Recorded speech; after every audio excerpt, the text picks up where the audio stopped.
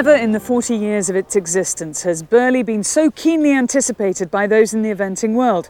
Foot and mouth disease in Britain meant the cancellation of badminton and most of the spring season. But thanks to strict safety precautions here on the estate, the course has been built in double quick time, and it is certainly big. It'll provide a stern test for the likes of the Olympic champion David O'Connor, the world champion Blythe Tate, the European champion Pippa Funnell, and a host of other big names.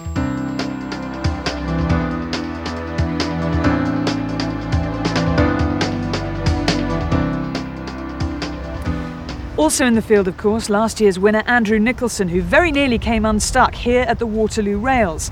He's bidding to continue the New Zealand stranglehold on the title and to follow in the footsteps of Mark Todd and Ginny Leng as a back-to-back Burghley winner. I would very much like to win it again. I like to win. The horse is definitely capable of winning. He's a good jumper. He can be good at the dressage. I've got to give him 100% as well as him giving me 100%. So, yeah, I'd definitely be trying very, very hard to do it again.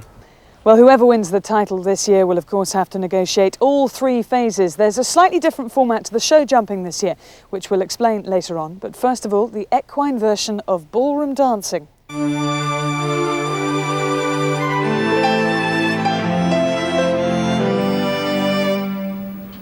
Well, here we are coming down the center line as Olympic champion David O'Connor. And you know he'll want to get off to a great start and really show the judges that his horse is beautifully trained and can demonstrate all of the aspects that dressage has to have. The adjustability of the horse, the obedience, the suppleness. I thought the halt was a little bit unsteady there, and they'll take marks off for that. Here we have John Williams on Carrick, and he's demonstrating the part of the test that here is extended walk. And it's very important that the horse reaches out with its head and neck, takes a nice, big, yet quiet step in his sequence of his 4 feet. They're showing here going from extended walk to medium walk, and the judges are really looking for a change in the horse's length of his frame, and that he's collected now in the walk to produce the halt. Pippa Funnell and Cornerman, they are doing the extended trot across the diagonal. Horse is going to get big points for this. He's reaching beautifully. He's in a great balance, and she's sitting really well. I think you'll find that she'll get a great mark for that. Pippa's always a great threat to the top of the leaderboard in the dressage. She rides beautifully, and all of her horses go in a wonderful rhythm. This is Philip Dutton and Simply Red, a horse that's owned by Carl Buchart in the United States, and Philip is based in the United States. This horse has been very successful, and he's demonstrating the shoulder in. We want the hind feet on the track, on the center line, and the front feet slightly to the right of the center line. Demonstrating that beautifully. Mary and King Solomon are demonstrating the 4 steps of rein back, which she does perfect, and then strike off into the left lead canter without interruption. She's going to get great marks for that. That was beautifully executed. Do a 10-meter circle here at the canter. And Mary's nothing short of the supreme professional at our sport. It's a pleasure to watch her ride. Blythe also demonstrating the shoulder in. Actually thought that horse lost its way on the center line just a little bit, although the movement was very correct. It's important that the horse has his hind feet on the center line and the front feet are just slightly, in this case, to the right. So he's showing a clean line. Oh, see there, he lost his quarters again. Clean line between the right hind and the left front. Now we have William Fox Pitt on Springlees Macaroon showing the half pass to the left, taking that to the center line, and then a change in the horse's body position to the half pass to the right. This horse has a lovely rhythm, great eye catcher, and the judges are going to mark that very high. If it looks easy, then he's doing it well, and I think William makes it look easy. Defending champions here, Andrew Nicholson and Mr. Smithy, demonstrating the medium canter across the short diagonal to a flying change. That looked very accurate, very crisp, and as you could see, the horse looked in one piece within himself. He'll get very high marks for that. Extended canter down the long side. It's the last movement before he makes his final center line and salute.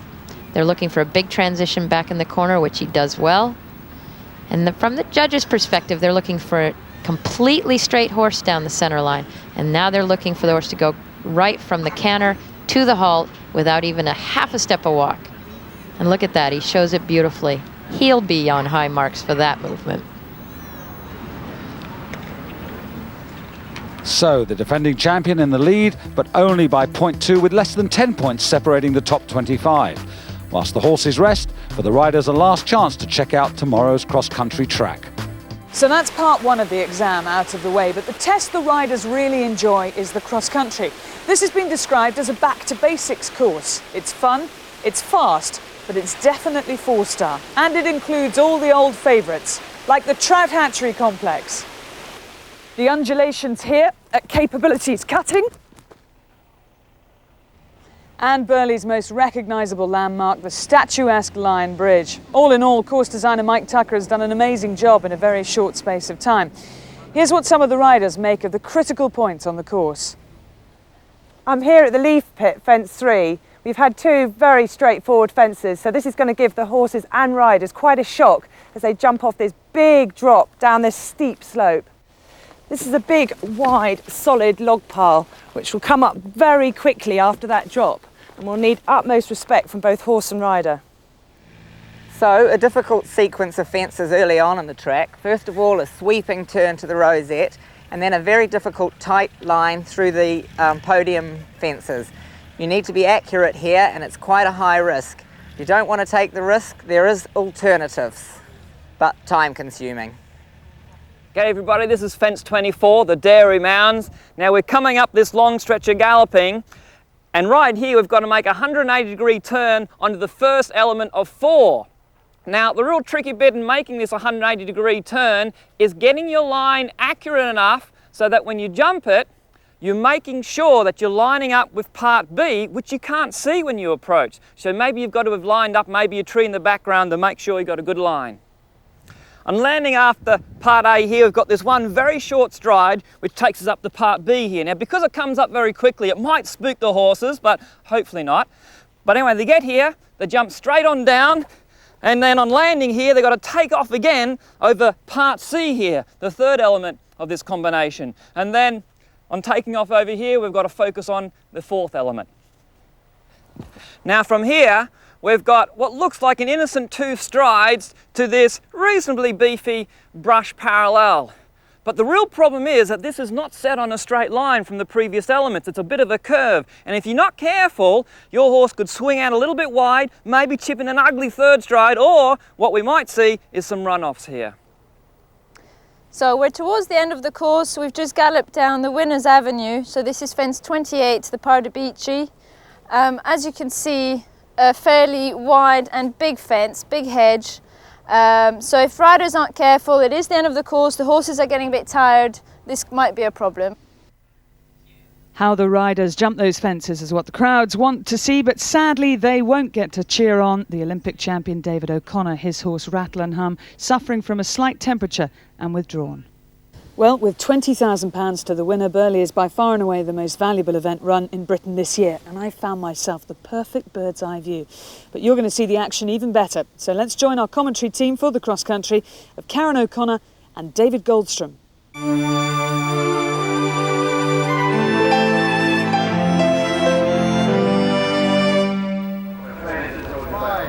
6,984 metres with 35 solid fences to jump in 12 minutes and 15 seconds as the clock counts down for Andrew Nicholson on the first of his 2 challengers, New York. A couple of easy warm-up fences, first over the pedigree dogful, but Karen, already the Leaf Pit looms large. Well, the Leaf Pit, David, is a wonderful combination of 2 fences to get the horses started. It's a great question of courage for both horse and rider. There's an enormous drop down into the pit, and then on a number of strides of 5 or 6 strides to quite a large straight up and down table. Nicely through there, and Andrew working his way through this enormous crowd on either side of the course, packing around absolutely every one of the fences, soon to meet the poser. A little easier this year, although there's a ditch, 1 stride, and then a fence with a maximum spread of 1.60 m. Well, and the ground's a bit different before and after the ditch, and so that gives the riders that little bit of technique that they have to be able to deal with that type of question. into the main arena. The red line shows the way to save time by taking the narrow diagonal line across both podiums. In yellow, the safer but slower route, and that'll probably cost you about 6, maybe 7 or 8 seconds if you go the longer way round. So which way is he going to go now, Karen? Well, if I know Andrew, he's a great pace setter for the competition, and I'm quite sure he'll want to go the quick way with New York. The horse has plenty of experience. The quick way is difficult enough. You've got to jump in and make a very quick turn and get on the line straight away. Oh, look at him, though. He's done a beautiful job to get the horse on the line. Over the first podium, 1 stride. Over the second, nicely done. Made that look easy. And here, coming to the leave pit, John Williams and Carrick. Well, John Williams is a first-timer here at Burghley on his lovely horse, Carrick. I know that he's looking for a very good cross-country round. Did that beautifully. And already, it's Andrew Nicholson at Herbert's Hollow. Just the direct route now, as he now turns left-handed to come towards the famous Trout Hatchery complex, with this year no alternative route over the Cascade on the right. Well, and the Cascade has, of course, the water rushing over it, which the horses do tend to look at a little bit. There's a bit of water before it and after it, and true to form, Andrew just does a great job keeping the horse under him and in a perfect rhythm. Quick turn now to the second of the 2 waters. And in this water, the distance in the water is the tricky bit. Horses have to be very careful to get in just right. And here's John Williams. Now look at the little pit stop clock there. It gives us a guide to those who take the fast route and those who take the long route, because getting inside the time is all about not wasting time, saving time. I know all the Americans at the moment are thinking, having walked the course with them, to go the quick way. Got this nice head-on shot, and John's horse was just great on that straight line through the podiums. Fences 14 and 15, the Waterloo Rails combination. Andrew Nicholson, who got away with it on Mr. Smithy last year. And New York nicely through there. Polly Stockton on I Spy, the horse that Mark Todd rode to an individual bronze medal at the Sydney Olympics for New Zealand. And good start. And now we have Andrew at the Irish Bank. And the horse came up on it good, but it looks like it just pecked a bit on landing and unseated Andrew a little bit, but never mind. John looking terrific. He's just not backing off a bit in his first Burghley start. He looks like such a professional out here today. Yes, he's so nearly found a place on the American team on so many occasions, Karen. But well, John is one of our premier course designers in the United States and has spent the better part of the last 10 years working on that. And so now he's giving the riding more of a chance and a priority. So 27-year-old Polly. Slightly wider arc here coming into the rosette. And yet a bit quicker in the horse's canter. For a young partnership, she looks very comfortable with him. Excellent. So just a second and a half down on the clock, but nothing to worry about now. Here comes Andrew to capabilities cutting. And you have this big dip down onto the road and back up, and it's a wonderful feeling to feel the horse's feet working under you so quickly and cleverly. And next coming for Andrew, the Dairy Mound, where they need to steady for either the fast track route in red or the long and winding yellow path, which could cost them as much as 20 extra seconds. So here comes New York now. And he's really flying up the lane. It's a nice turn into the brush, but the brush is big enough. It's quite, you can't really see the steps on the other side until you've gotten in the air over the brush. He's up and over. Already has his eyes on the last element, and clean enough through that. That's quite tricky on the end there, Karen. There's not much room to make that right-hand turn. Yeah, and they've put a bit of lattice wall up there to show the horses the turn as well. So now round to the Irish Bank for John Carrick. This is just about halfway. It is. You've had a long gallop to get to these 2 fences, and then you have a long gallop back up to capabilities cutting. Oh, he gave a great leap over that. Horse is still full of running, on his way back up the track. So Polly Stockton and I Spy coming to the Trout Hatchery. Oh, she's really flying. Makes a great turn here now. Second water, the upper Trout Hatchery. See what kind of stride she gets in. Big jump in. Really nice. Approaching Keeper's Corners, Andrew Nicholson in New York. The red line takes you straight over the arrowheads and through the undulating ground, but if you follow the yellow line, well, it'll feel like eternity before you turn for home over the big ditch at the Cottesmore Leap. Well, and it's a pair of corners, and Andrew's setting up nicely for it. A little bit of a dip in the ground, and on 4 strides, he's up and over. Made it look easy. It's a bit easier than it has been in years past. And now this rider frightener. But the crowds just love watching it as he heads off down Winners Avenue. And now we have John at Capabilities Cutting. He's just had that big gallop up to it, putting the horse on the right balance and speed. Down into the road and up and out. And the horse is a little slow at the takeoff at the top of the hill, but then gallops away easily. The Pardubice, this huge fence there. Again, a little bit of a rider frightener, Karen, but yeah, not really a problem. It's a big jump, but you know, the horses really respect it, and the riders that are brave, they just ride right down to it. Polly making the turn now to the Irish Bank. And going well on the clock at the moment. She's fine for time. Landed off of that, beautifully balanced and on her turn, ready to go. And here's a guide to how John's doing. You can see 4:35 is the time he should have. He's a second up on the clock, so that's perfect pace making. Well, and the riders would have walked this course and wheeled it so they know every minute marker and where they're supposed to be at each minute. Had a good shot in here at the mounds.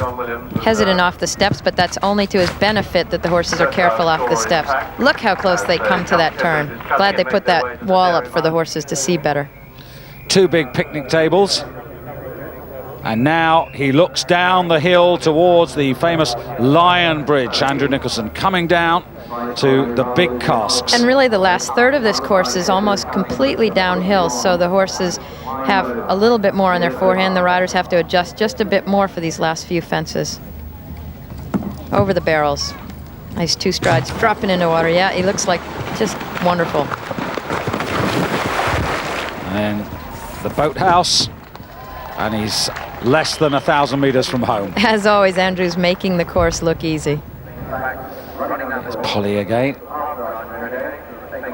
Just steadying. You can see how some of these fences require the rider to really slow the horses up to get the good shot into it, and Capabilities Cutting is an example of that. And she came at great speed and just clocked through it like it was a gymnastic. Now the egg. That's a funny shaped jump. I've never seen anything like that, but the horses really don't have any problem at the end looking at it and understanding it. Maybe just a concern that if 1 or 2 get there a bit tired and they take them on that quick line there, you might get a run out, but... You might, and there's a tree placed perfectly right in the way so that the run out is a possibility. This second to last is quite a large fence and very vertical, so the horses have to be slowed up just a bit for that. So here's John and Carrick. They were a very good 12th in Lexington in the spring at your 4-star event in America. They've done a great job this year. They've had a terrific lead up to this competition as well. And I know that, oh, he's getting a little slowed up for that. Oh, but he's all right. Sometimes, you know, even these big jumps with the big ditches in front, it's amazing how slow the horses can go and still be just fine at the jump. So Polly, look at this, 15 seconds up at the clock. Well, she was motoring early on and she's got plenty of time in hand. Well, and she'll know that because we all carry watches, so we know exactly what our time is, and she'll know that she's up on the clock. He's very careful coming off the steps, and as I said, that's a good thing because of this tight turn afterwards. Nearly home, Andrew Nicholson in New York. 33rd after dressage, but look at the time. He's got 15 seconds in which to jump the pedigree farewell and get to the finish line. It's going to be very close, but if he does it, it's going to send a message to all the riders watching this on the big screens, and he's there by just 1 second. He goes clear inside the time. Brilliant round at the start. 32-year-old William Fox Pitt with the first of his 2 youngsters. They're 2 terrific horses, very good jumpers, very genuine horses, and remains to be seen how they cope really with the distance. Neither of them are thoroughbreds, and this year it's very much a galloping track, and you know, I think I'll have to wait and see how they cope with the distance more than the jumping. So here's William on Moonman, 10 years old, 23rd after the dressage, but he's very fond of this horse, Karen. I think he is. Moonman's a lovely horse, and William will be using all of his experience to get the horse to be able to go around the whole course in the closest time to optimum that he possibly can. The fact that the horse is not a thoroughbred can play a role, but I think this horse has a good gallop, and we'll have to see how he looks as he goes on through the course. Very brave off the step. He's a very brave young horse. So nice start, but coming home now, John Williams and Carrick, just the Lionbridge complex, and then the fences in front of the house, and he's still just in with a chance, Karen, of getting there inside the time. He is. It looks a little bit there like the horse has dropped out of the bridle a bit, maybe just getting a little bit tired at the end of the course. And John will be getting him home as quick as he can now. Into the arena with William. He's got a good gallop going. A conservative line here. He's not up against the crowd control like some of the others. Again, with this type of horse, he'll be taking as efficient a route as possible all the way around the track. And he won't be the quickest, but that doesn't matter at this stage. It's very early on. A couple of seconds over the best time, but nothing to worry about. There goes John to Burghley Towers. Yeah, he's all right there, and he knows he's a little bit down on the clock and working his way back to the last fence. Well, Polly's certainly still got time in hand. And as she turns round towards the Cottesmore Leap, I can tell you that we do indeed have a new leader. America's John Williams and Carrick on 48.4. Despite a couple of time faults, they're in the lead. He was more fluent than I saw a few short ones that I shouldn't have seen, and I almost got him in trouble once or twice, but he's so good and forgiving that he's steps around the jumps anyways. Well, here comes tall William down to the Cascade. That's William, winner of Burghley back in 1994 on Chaka. Lovely over that Cascade. Makes a turn now to the upper trot hatchery. Oh, he's inside the tree. Huge jump in. Look at that. Lovely. Waiting, Mary King, Burghley champion in 1996, back in action after a heavy fall in the spring, which required serious surgery. No, it's funny, you would have thought that it would, breaking your neck would put you off, but, it really hasn't affected me at all. And especially at my age, I'm one of the older riders here, and in a way sort of wondering myself, when will I lose this urge to compete at the top level? But, the urge hasn't gone. I still have this sort of burning desire to compete at events like here at Burghley, and, to still have success at the top level. So while that drive is there, I'm continuing. Well, she's got two to ride, and this is King Solomon, 5th at Burghley 2 years ago, 4th after Dressage, and a really lovely horse. And as ever, Mary with family support, husband David and daughter Emily in the wings watching mum. Well, and the support is everything to these riders. This is a lovely horse, and owner Jill Robinson will be extra specially taking care to watch how the horse is doing today. Now approaching the leaf pit. He's done it before. See what he does this year. He knows the job. And he's just full of run. She's at the end of her reins in the nice safe place and kicking him on. It's great. So William, Waterloo Rails. Everybody this year really confident about going the fast route, Route 1. Last year it was a new fence, and then with Andrews having a bit of a bobble there, I think everybody was walking it a couple of extra times this year and really making sure that the horses would understand it when they finally make the approach. I remember this horse when it won at Blenheim, the 3-star event there in 1996, and she was so hopeful that he would go and take her all the way, and he might yet. Well, he's just a super athlete. He just makes that look so easy. She doesn't look like she's backed off on her cross country at all. So now to the Dairy Mound again. Look at the target time top left there, and here's William spot on. Yeah, he's such a professional with these horses, and he seems to be able to improve everything he rides. It's great to see how careful those horses are coming off the step, and he makes a nice turn there. So here's Mary to the water complex. That's all go. Makes the turn.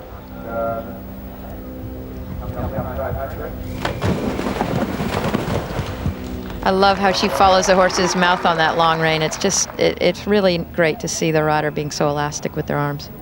So Polly Stockton now so near to the finish and still going very well. She just looks like she's ridden this horse all her life.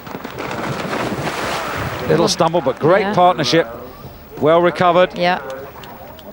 She's got 2 to go and she'll be thrilled.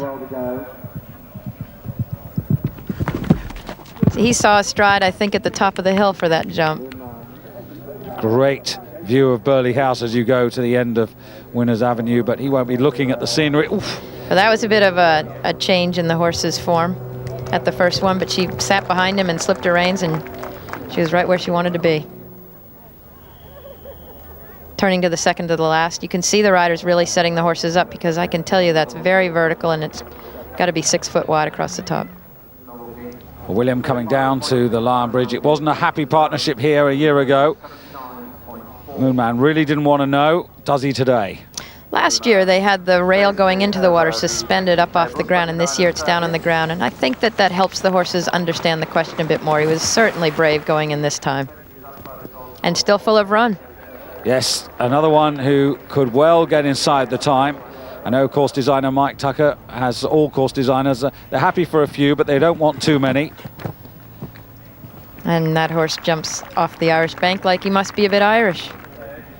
And here comes Polly Stockton, and she's surely still going to get her clear round over the last. And this 12-year-old has really gone well for Polly Stockton. Look at this, just loping across the line with 12 seconds to spare, and she is the new leader, stays on her dressage score, 47.6. Fantastic. Now we have Mary cantering up the hill to make the turn into the Dairy Mounds. And she is a rider that rides with her reins longer than most, and I think that her short upper body keeps her upper body very poised and still. You can see she's on a long rein, but she completely follows the horse's mouth through the whole effort. And really, it doesn't make any difference to the rider on the long rein being able to steer, but it certainly keeps your body centered over the horse.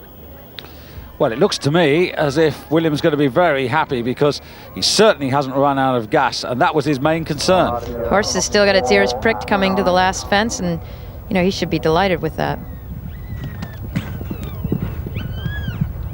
You can see her hands going out to the side just to keep that line straight through both corners. She's such an articulate rider, and got just to the perfect spot over the big brush and ditch. So William with just the last before him, and Moonman 23rd after the dressage test. Looks to be another Andrew Nicholson inside the time. Polly Stockton, it'll be close, but I think he's just about going to do it. Yes, he is. And again, perfect timing. You know he'll be thrilled with that effort. Now Mary's coming onto the Lions Bridge. The last combination on the course. She sets him up beautifully. Still, she's already on a long rein. Her upper body's very far back. And that's a good place to be. Oh, God, he trips coming up out of the water. I think that water's deep. That was certainly one of the best rounds I've had around here. But I've had him since he was a 5-year-old, so I know him completely. And the course was well within his ability. I think the hills and the terrain was what was my concern. As I said to you yesterday, that the jumps for him could have been a little tougher. But I mean, I'm delighted he's finished with a great feel, and looking forward to him for the future. Well, Karen, for someone like Mary, who just 3 months ago had a vertebrae taken out of her neck, reshaped and put back again, this must be a wonderful feeling as she gets so close to home, knowing that the horse has not let her down, and she hasn't let the horse down either. Well, you're so right, David. I mean, she's gone through quite a lot this summer, but you know, for those that know Mary, this is no surprise. She's a champion through and through, and she knows what this sport takes, and she's as brave as a lion doing it. And look at this, is she going to make it? And just a little bit over there, just a couple of time penalties, but because of her dressage, she now takes over the lead from Polly Stockton. the team back at the finish will be so excited. Well, still early days, but nonetheless good news for the home fans, and in particular, Mary King's supporters. The horse jumped beautifully. He was quite shocked at the start. That leaf pit, I think, surprises them. Suddenly you're asking them to jump into space. But he was great. I put him in a few tricky places by mistake and he helped me out of trouble.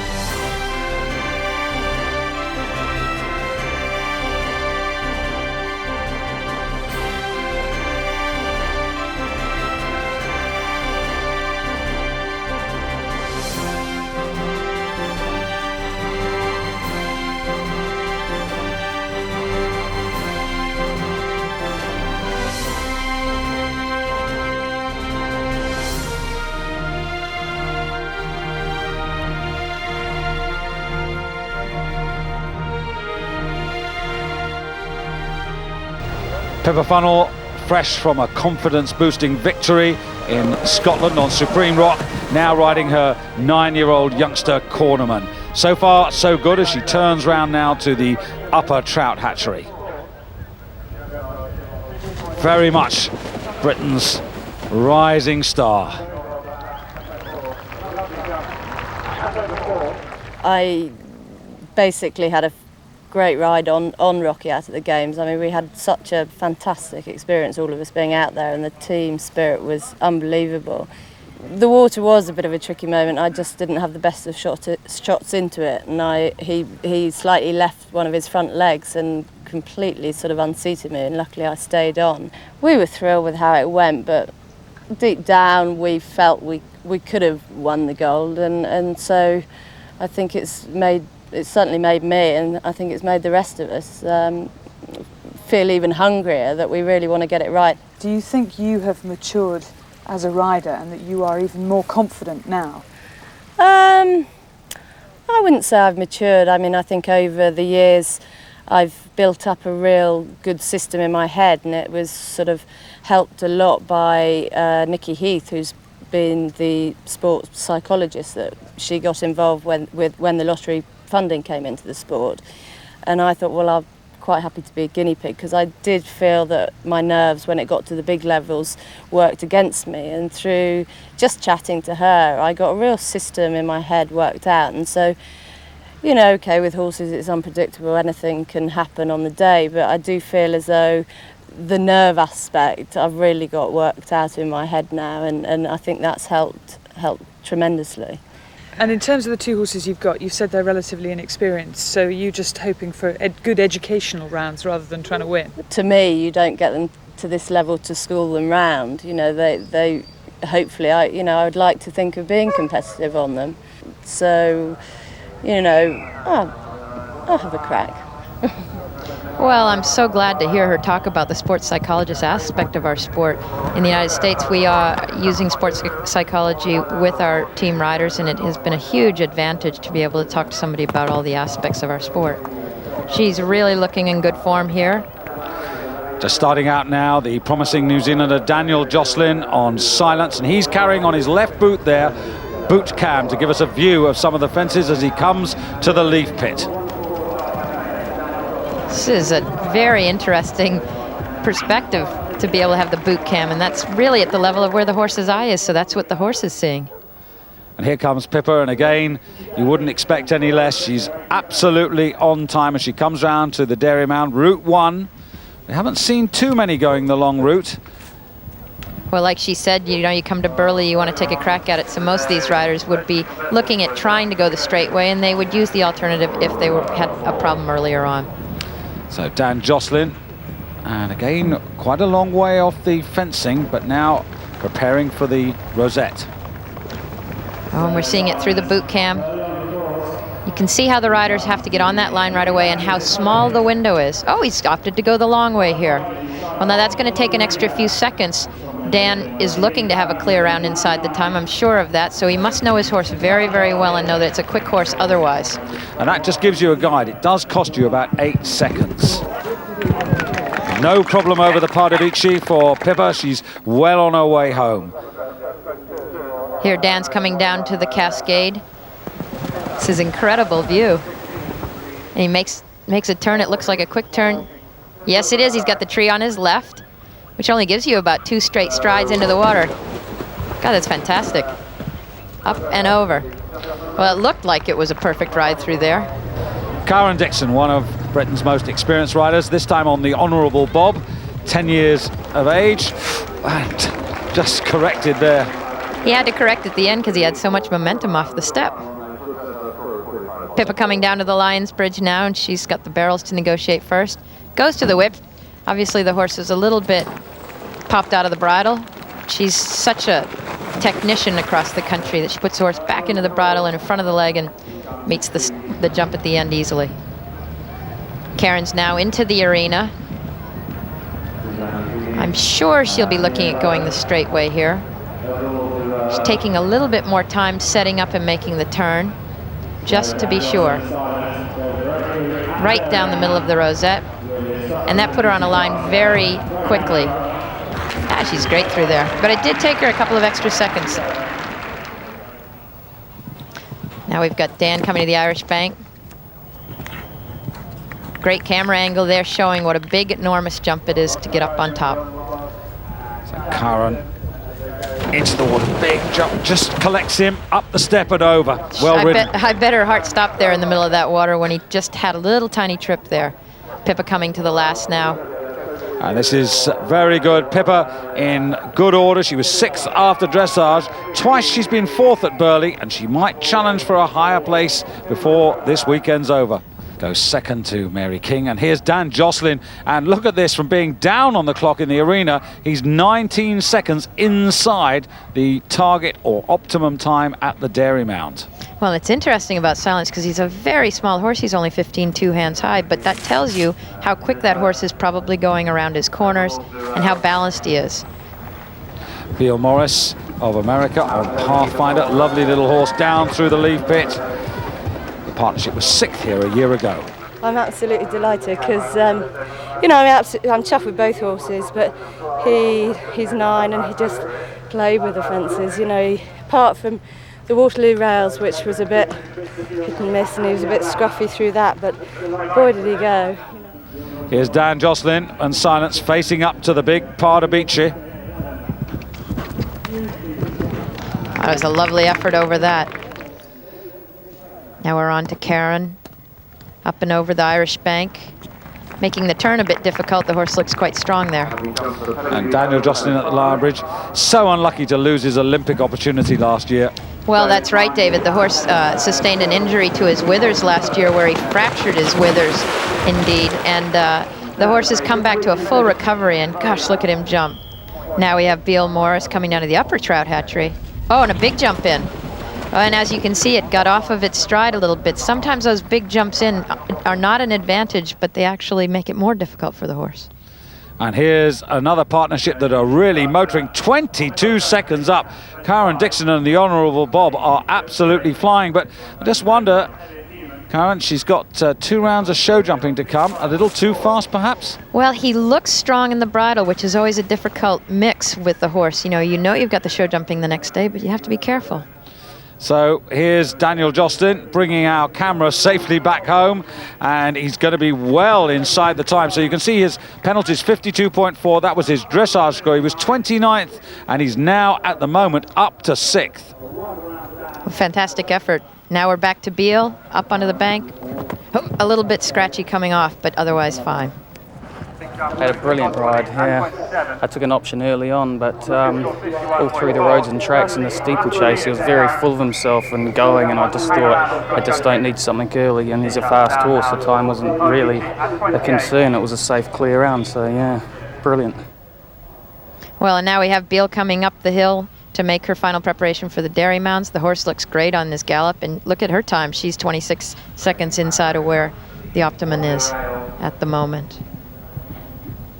Making a nice turn, a little bit slower than some of the others. Right, oh, now I see why she's going on the left option. Well, that really is unusual, and even more unusual. Instead of going round clockwise, she's taken an anti-clockwise turn, and she's hardly lost anything at all. Well, that was smart riding. Now we're on to Karen coming through the tables, 3 strides in between that. Now we make a bit of a turn down the hill now. Promising partnership, and Karen in her time, who's done so well at Burghley, runner-up in 1999 on the terrific 2 Smart, and in her time here she's also been 3rd, 4th and 5th down to the casks. Steady into the water. Yeah, Karen always the bridesmaid. You know she'd love to win a Burghley. And certainly should move up from her dressage position of 27th if she keeps this going. Now here's Beale Morris, a young woman with a famous mum. Oh gosh, that's very true. In the United States, Lana, her mom, was the first eventing female in the Olympic Games. That's quite an accomplishment, especially back then. Shall we say? Yes, we will. 1964. Oh God, she'll hate you. That was a lovely stride Beale saw at that ditch and brush. Now here's Springley's Macaru, remember in 2nd place after the dressage, and Moonman's gone really well earlier on in the day for William Fox Pitt. And Karen now almost at the finish, and she's going to have absolutely no trouble getting home. This is clearly the fastest round of the day, and even as she just cruises across the line, she's got 18 seconds in hand. Big smile, and it looks like her arms have gotten a little longer through that round. Well, and now we have William coming to the captain's log. And he's a non-thoroughbred, but the horse really is giving a pretty good gallop to this point. You know, he won't know this horse as well as Moonman. He's only been riding it 3 weeks. I set out and wanted to get the time, and he's a fast horse. So now I had a fantastic ride, really fun. Okay, now we're back to Beale, to the final combination on the course. She's looking just fantastic. Little rub going in, sitting right in the middle of this horse. She's going to be a serious player for next year. I'm so excited for her and her family. She's just having a great ride. Also going pretty well is William Fox Pitt, right on the time again. Here he is, of course, on Springley's Macaru. This horse, which he's only had in his hands for 3 weeks due to the hip injury to Katie Parker. Nice and careful again off the step. Also riding in a nice long rein, and you can see how much use of the horse's head and neck he has to be able to be ever so better. 2nd to last now for Beale. The horse is still full of jump. He jumped that very, very well. And straight up to the arrowheads. No question about taking a long route here for William. That's riding very well this year. It really helps the horse's confidence to set up for this big effort. He saw that stride a few yards back, didn't he? And Beale Morris, well, she's going to be absolutely delighted. As I mentioned right at the beginning of her round, she was 6th here with Pathfinder a year ago. And from 14th after dressage, where's she going to go? She's gone 3rd. God, that's just terrific. These quick little horses are just making the time easily. William and Springley's Macaru. And to my eye, Karen, they're not going as quick. Well, I think the horse has dropped out of the bridle a bit. He's riding him on a looser rein than he was at the beginning of the course, and that's always an indication that the horse is getting a bit tired, taking his time in the air, taking his time in the turn. You see how he was in the air a little bit longer. He was great, absolutely great. He's not good with the shorter options at some things, so I have to go long, but he can cover the ground in between, so that makes up for it. So William now, just the Burghley Towers and then the Pedigree Farewell.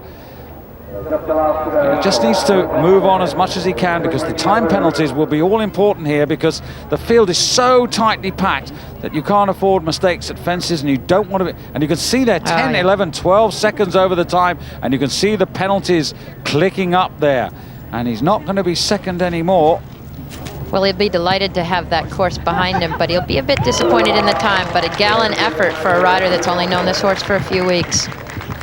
And he's looked after him very well, but 55.2 does drop him down a long way to 13th at the moment. So Britain's King Solomon and Mary King and Pippa Funnell's Cornerman lead a packing field, with both Andrew Nicholson, the defending champion, and his New Zealand teammate Blythe Tate yet to start. But as ever, Cross Country Day is one of mixed fortunes. Australia's double Olympic team gold medalist Philip Dutton lost his chance of the Burghley title with a refusal at the first podium by this year's Lexington runner-up, Simply Red.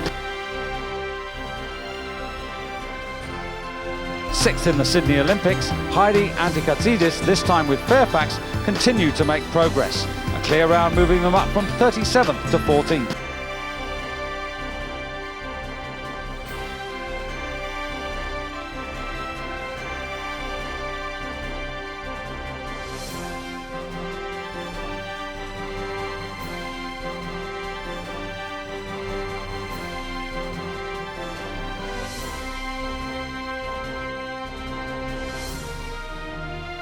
Kyber Sandstone, who earned Matt Ryan a second Olympic team gold in Sydney, almost came to grief. But a disappointing final competition for the 1996 champion Star Appeal, and a painful one for his jockey Mary King, just back after breaking a bone in her neck and soon on her way to hospital to have stitches in a nasty gash in her thigh. A second ride and a wet and early exit for Polly Stockton on last season's Scottish champion Oscar.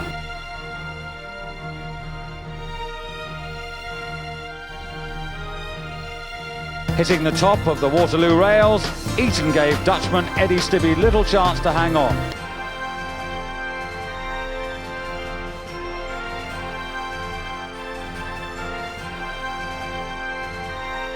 The overnight leader and the defending champion, Mr. Smithy and Andrew Nicholson. Originally Andrew from Te Aomatu in New Zealand, but these days based at Marston, just outside Devizes in Wiltshire, with wife Jane just looking on from the start box as he begins his run. And this all important now. He'll have learnt a lot from New York earlier on. Well, he will have, David. There's a great advantage to the rider when they've had a great early ride like Andrew has, and you know he wants to win this again, and he's going to do everything he can to make that happen. Leaf pit coming up. On his way now, he slips his reins a little, keep the horse out in front of him. Horse lands a little early behind, but has a great gallop and makes nothing of the wide jump at the bottom. The interesting thing about watching Andrew ride is how economical he is around the course in the horse's gallop. He's one of the fastest. And the horse is just quick and easy, up and over, and on his way into the arena.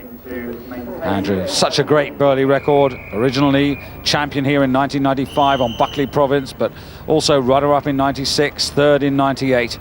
Just loves this place, as indeed most of the riders seem to, Karen. Boy, they really do enjoy coming to Burghley. The organizing committee takes such good care of their international competitors, and I love riding at Burghley, and I love coming back every year. This is quick. Very quick, but it comes at a bit of a price. He was a little bit off of his line there coming out, but never mind, he's one of the fastest around. Here's another Burghley champion, Blythe Tate, winner in 98, and persuades Ready Teddy to drop down and then over the roll top. Not without a bit of a peek at it first, though. Andrew Nicholson. He's so efficient as a rider. The horses just gallop so effortlessly under him. Makes outside the tree, but as economical as anyone. But a big jump into water puts him a little off stride, and the horse has to be very quick with his feet to be able to get up the step, at least with 3 of his legs. Now Ready Teddy into the arena. Ready Teddy, of course, champion at the 96 Olympic Games in Atlanta, but not such good fortune in Sydney, Karen. Well, that's right. Ted ended up having an injury on the cross country, which ended up that the horse couldn't finish, and not only was Ready Teddy out of the competition, but they took the team out of the competition as well. Now Andrew turning into the Waterloo rails. And this is where we had the heart-stopping moment as he comes to the final option. This time, absolutely perfect. I'd say the horse has learned a bit in the last 12 months. Blythe Tate, and these two New Zealanders really dueling at the moment. Well, they just look like they're chasing each other. It's really quite remarkable. Textbook, though. They're both fantastic riders, but they have unique styles of their own. You watch Blythe rides with quite a long rein and sometimes a higher hand than Andrew does, a really quiet, low set in his hands. I think that Andrew's arms are just that little bit longer than Blythe's. And the Irish Bank has ridden much better this year now that course designer Mike Tucker has turned it around.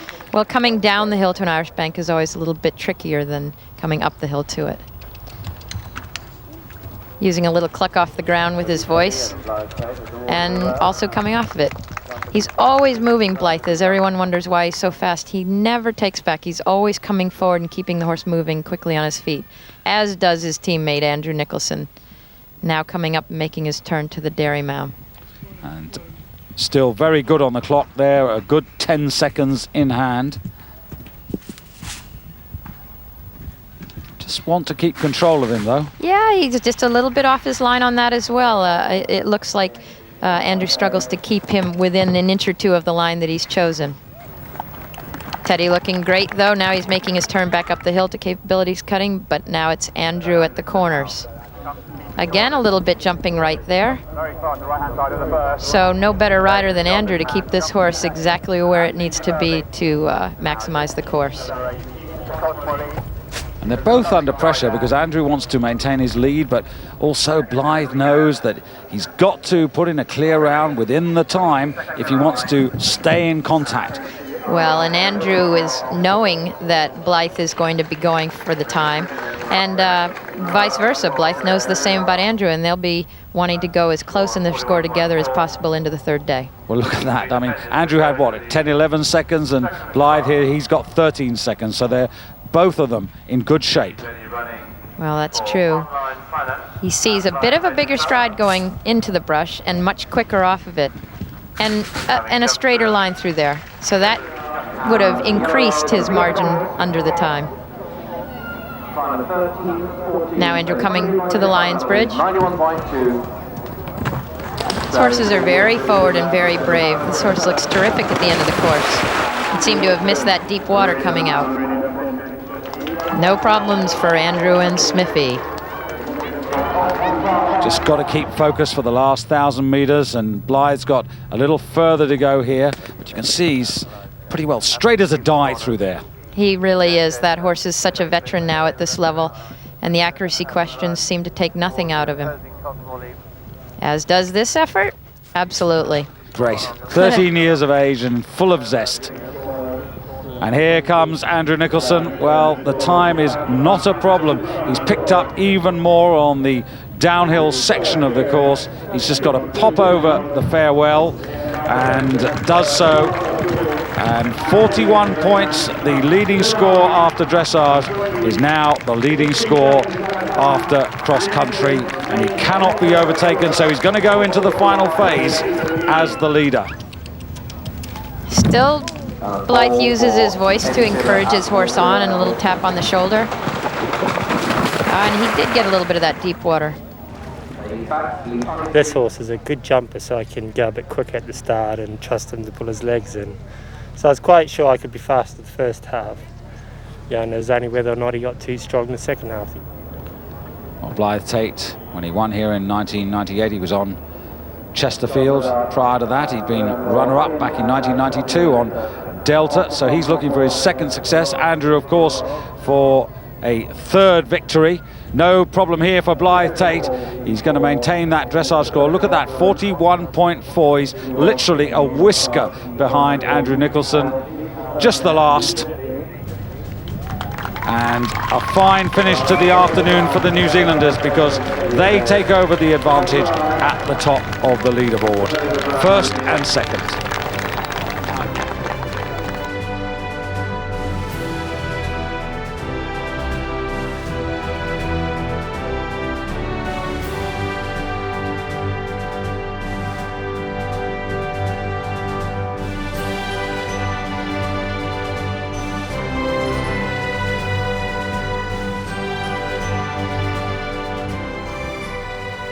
Touch wood, he's a very good jumper, but got 2 chances to make mistakes now, so I mean, I'll keep my fingers crossed. Well, the thing is, you put yourself in a position where you could win it.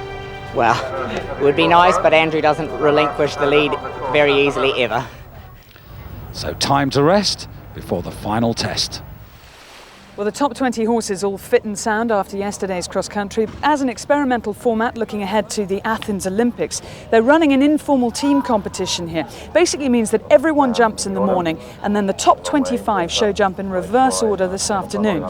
It means this year more than ever, fences down and time faults in the show jumping arena are going to matter.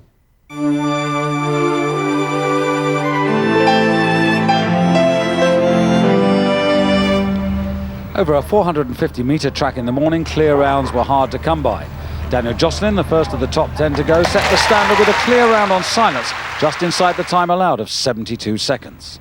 No one went faster than Karen Dixon and the Honourable Bob across country yesterday, but perhaps that effort had taken its toll with this, the second of two knockdowns.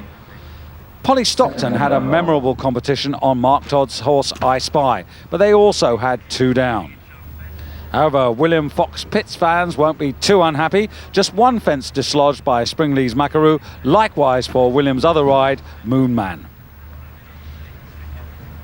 America's Beal Morris is a name to note, despite collecting 10 penalties for 2 costly errors on Pathfinder, dropping them from 5th to 9th.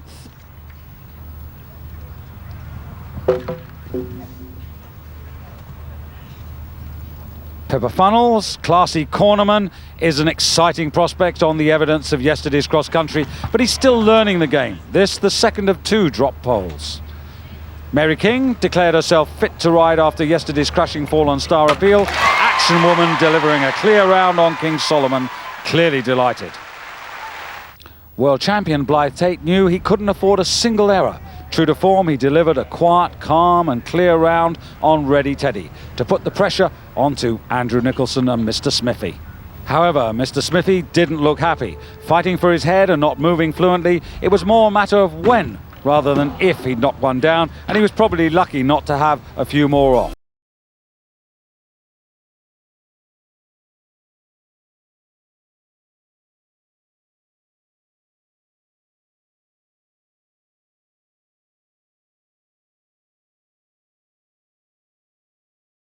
So the main arena packed once again after the lunch break. For this, the decisive round of show jumping. A new track of 410 metres for the final, with 12 fences to be cleared in a skinny 68 seconds. And of course, less than a fence separating the top 3. So here's the woman in 10th place, Polly Stockton for Great Britain. Well, and David, it will be very interesting to see how these horses and riders handle this second round. It's all new for everyone. As we watch, the horses have had a few hours break between the 2 rounds, so they've gone back to the stable, and then we're re-tacked up for this round. And I would think that the warm-ups would have been very short and sweet, as is the second round course. It's quite short, which means you've got to stay in the pace early, which she is doing very nicely. She has a great rhythm. I think that it's important that the horses have enough energy so that you conserve their energy. She's having a great ride. Well, all she can do is to try and stay clear and then wait and see what happens to those that follow. Now she turns right for the treble. She took the higher of the 2 options on the white upright, put her on a good stride to the triple. It's jumping very well. Nicely round, but the double is still to be negotiated. This is similar to the line that they had before, but instead of planks, they've replaced it with round rails, and it's riding much kinder.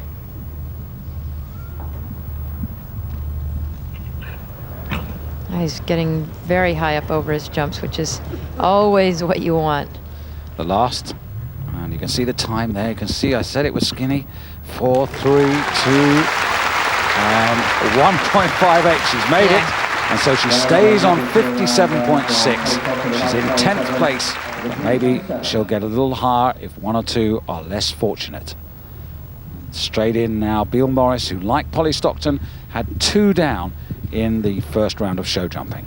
I think Beal will be disappointed with her first round and will have possibly changed a bit in her warm-up to have the horse be a little bit more understanding of her aids. See if she can get a... If she could just get a clear round on this final round, she might just have a chance of moving up. Now she's coming around to the left and chooses the lower of the 2 options, unlike Polly took the upper of the 2 options. Now she'll make her turn into the triple. Very stylish rider, Beal. She's so quiet on a horse that gives the horse every opportunity to move athletically under her. This is the partnership that we're sick. God. Spoke too soon there. Don't think she did anything wrong there. He was just coming down a hill a bit, and he just touched it ever so slightly on the way up. So just the last, but the damage is another 5 penalties. It drops her to 62, and you can see she's gone to 12th place. Little disappointment there, but you can register it on her face. Yeah, I think that she's had a terrific Burghley. Maybe he was a bit tired there, I don't know. You know, you just never know. You think about it forever, but at the end of the day, the pole didn't stay in the cups. Well, here's Graham Law, 42nd after dressage, 18th after cross country, a clear round in the first show jumping test, and he comes in here in 8th place. Now that's terrific progress. Well, it just makes you realize how important these rails are. One rail costs 5 points, and that 5 points can make all the difference in the final standings. Obviously, this horse is a very good show jumper from his first round. I know Graham's just going to try to negotiate each jump one at a time and stay in the moment, as they say. Got to keep an eye on the clock, though. But shot in the dark, and Graham Law looking to better their Burghley performance of 2 years ago when they were 11th. Although he jumped through the triple very, very well, he took his time getting there, and for 1 penalty for every second over the optimum time, time penalties can be just as expensive as rails.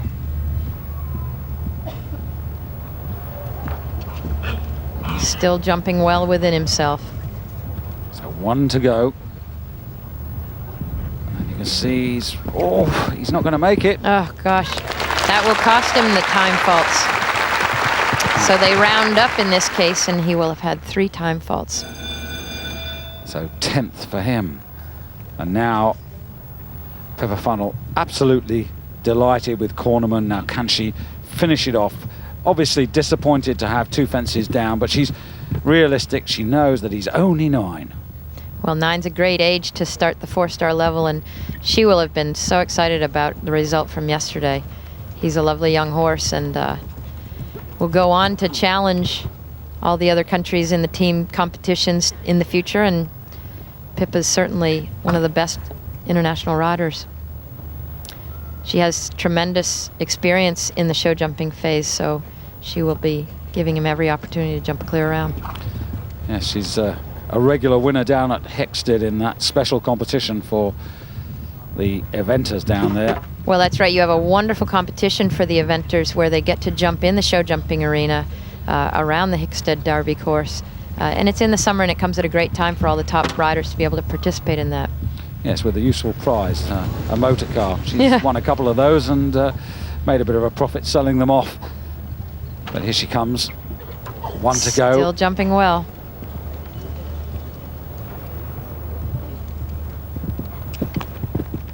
And her time looks good. She was on 55.4, and she's still on 55.4. She holds on to 7th place, but remember, if those that follow run into trouble, she could climb up the order. Now we have William Fox Pitt on Moon Man, putting in a great cross-country round yesterday. Yes, and despite that 1 fence down in the first round of show jumping, he did actually move up on Moon Man from 8th to 6th. He's on 55.2, so just fractionally ahead of Pippa Funnel. Well, and I thought the horse jumped very well in the first round, and he's continuing his form right now. The horse takes a lovely shape over the jump. He has a great roundness of his back, uses his head and neck really well. I enjoy watching this horse jump all the time. He's just a great little athlete. Making his turn to the triple.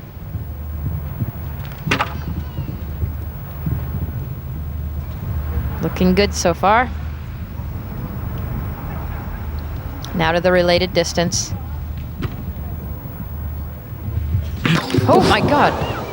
That's an unbelievable recovery. How did he stay on? I'm not sure. Painfully, I think. Gosh, that was either a forward 4 or a very collected 5, and I think there was a communication problem at that moment of takeoff, which caused the horse to not really, in the end, take off completely. Well, that's a remarkable recovery. It's a real disappointment. It's damaged him down to 14th. It'd be great if we can have a look at that. Here it is. He's coming up, and yeah, he's just standing off of it just a little bit too far, and so then the horse has that moment where he can't decide whether to put down again or stay in the air. Shades of Andrew Nicholson, who last year earned the title of Mr. Stickability. This year it's the turn of William Fox Pitt. And this is John Williams, and his horse Carrick jumped really, really well in the first round. I know that John's worked a lot on his show jumping with our coach, Captain Mark Phillips. And he desperately wants to jump a clear round. It's his first Burghley attempt, and he's done a fantastic job. Oh, he'll be so disappointed with that rail. I think that probably would move him down a bit. If he can just hold it together here.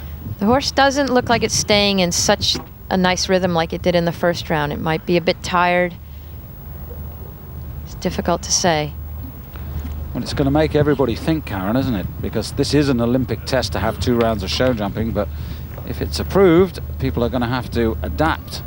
Well, they are. A lot of attention's going to be put onto the show jumping for both horses and riders, and it's something that we'll just be practicing so much more going into the Olympic Games with this new format. Well, that's very sad for John. After so much good hard work between him and Carrick, he tumbles down to 18th. What a pity, but it just shows you how cruel this game can be. Well, and we're seeing it again here in slow motion. John's just having to work a bit for the height on the jumps with Carrick.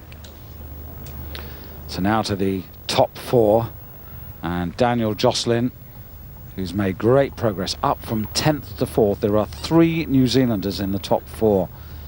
And remember, New Zealand, who've been winning at Burghley for the past 6 years, and that wasn't an auspicious start, but maybe it'll wake him up. It can work to your advantage when the horse takes a hard rub early on and gets away with it. But I think so much of this little horse. He's just a great little athlete, and Dan's worked very hard throughout this horse's career for his moment in time right now. And all the riders, as soon as they finished with their various partners, standing by the collecting ring, just watching their respective rounds. And another one. But the horse, he jumps quite high with his body, so when he does touch the rails, he touches them on top of the rail, which in effect pushes the rail back down into the cups. And so this style of horse can actually have a rub or two without popping the rail out of its cup. Clear so far, clear this morning. 1 to go to maintain his 4th place. Okay on the time, and he's done it. 52.4, and he really now puts pressure on the 3 that are to come. They have got a fence in hand of him, but this is the 2nd round. It's unknown territory, and Andrew Nicholson will be very nervous. He had 1 down.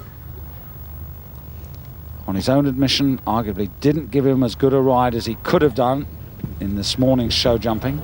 Well, but Andrew's such a wonderful competitor. He will have made the changes in his mind and possibly in his warm-up to have this horse even better than he was in the first round. So the defending champion in 3rd place must go clear. He's making a very conservative turn to the triple to make sure that the time doesn't come into play. And he's even making a conservative turn now to the next one, having jumped out of the triple on the right-hand side. Met that one going, so you already know he's well into the 4-stride distance of that last related distance. Into the in and out. He's having to work a little harder at the end of the course. He said yesterday the horse gets strong at the end of the course, and it looks like it's the same in the show jumping. Look at that, well inside the time, 46 penalties. His dressage score was 41, just that 1 mistake this morning. The man who led after the first 2 days, led after cross country, now must wait and see whether 46 is going to get him any higher than 3rd. So, for Great Britain, Mary King. It was 1996 that we had the last British success. It was indeed Mary King on Star Appeal. Now she goes with King Solomon. And I wonder how Mary's leg's feeling after yesterday, but she's such a fierce competitor that she wouldn't be feeling that right now. Oh, mind over matter. Pain is not a factor. Definitely not. She's concentrating on her line and the speed with which she has to jump each jump, because each jump asks a different question. Whether it's a spread fence, you have to come with a bit more pace. Andrew's looking on very anxiously, isn't he? Yes, he... You don't want... Oh, no. That's So- uncharacteristic for that horse. I don't remember the last time he had a pull down.